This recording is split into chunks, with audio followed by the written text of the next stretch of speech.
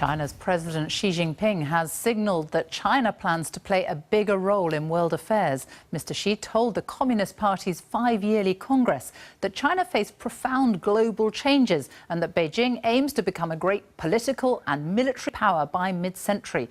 He also vowed to continue a zero-tolerance approach to party corruption. Well, John Sudworth is in Beijing for us now. John. Well, Sophie, there were no surprises. This was a speech in the best traditions of a Leninist political system. But I think two themes rang out. First of all, Mr. Xi's obsession with party discipline and cleaning up corruption.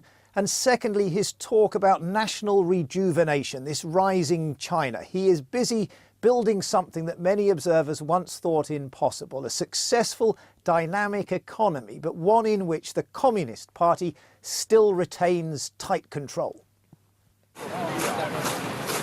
The rain wasn't the greatest of omens. The Communist Party is meant to be able to control the weather. But inside, nothing could be allowed to dampen the mood. In a speech tinged with nationalism, Xi Jinping struck an optimistic tone and insisted that only the Communist Party could fulfill China's rightful destiny.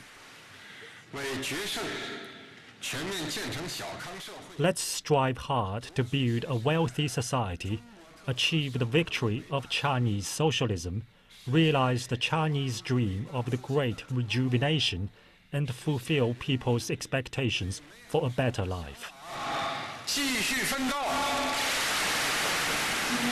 While state media carries wall-to-wall coverage of the Congress, the rest of China largely carries on as normal.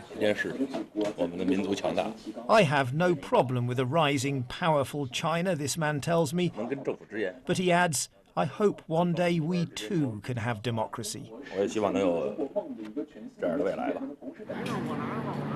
For many, the event is an inconvenience.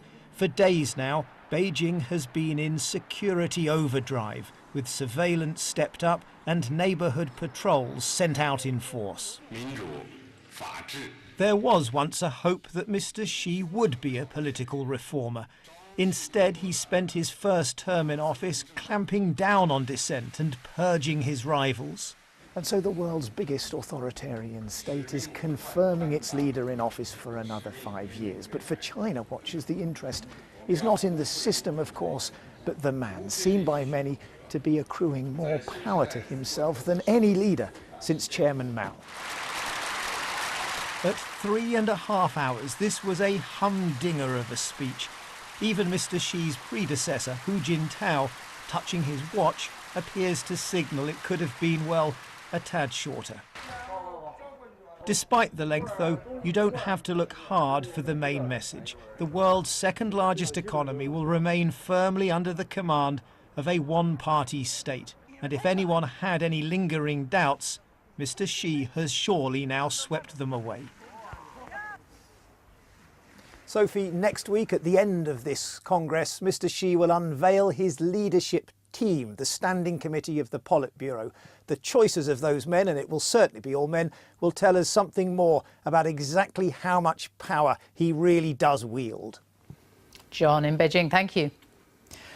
A US-backed alliance